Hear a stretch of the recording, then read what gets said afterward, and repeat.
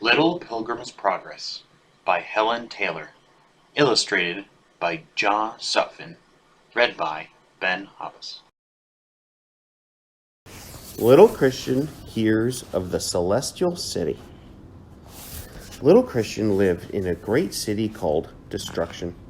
Its streets were full of very young animals who laughed and played all day long.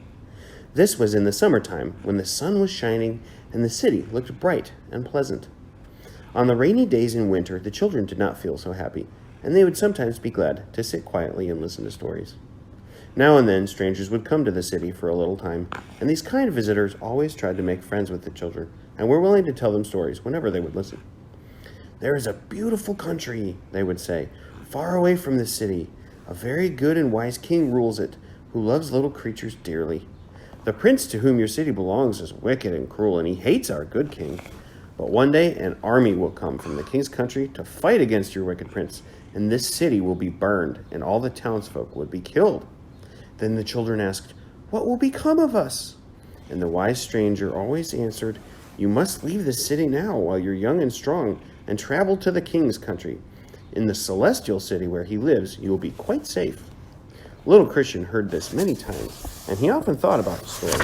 But whenever he said to his playfellows, "Shall we go to the celestial city?"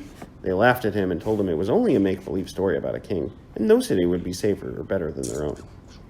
But little Christian felt quite sure that the strangers had spoken the truth, and one day he found an old book in which were written the very same things about the king and the city and their own wicked prince and his city, which would certainly be burned when the king came. He showed the book to his companions, but they laughed all the more and said, "That book was written hundreds of years ago. It's of no use now. The king's army has never come and very likely never will. At any rate, we might as well play as long as we can." But little Christian did not want to play. He felt tired and unhappy, and he sat down and wondered whether he would find the way to the celestial city by himself. He was such a little rabbit that he was afraid he might be lost if he tried to make a long journey alone.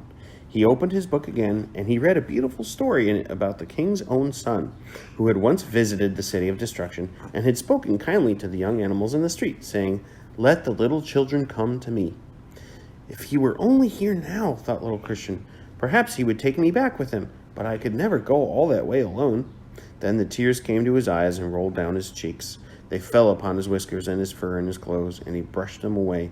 He saw how soiled and dirty his little suit had become. He'd worn it a long time, and he played so much the cloth was getting quite thin and shabby. This added to his sadness, for he thought that if he did find his way to the celestial city, his clothes would be worn out long before he got there, and how could he expect the king to receive a little rabbit dressed in nothing but rags? At last, he took up his book and went home, and his nanny wondered why he looked so tired and sad. He told her he would like to go to Celestial City, but she laughed, as his playmates had done, and said, "You are a silly boy. There is no Celestial City. If you go wandering along the roads after those strangers, you will get lost." So little Christian went to bed and cried until he fell asleep.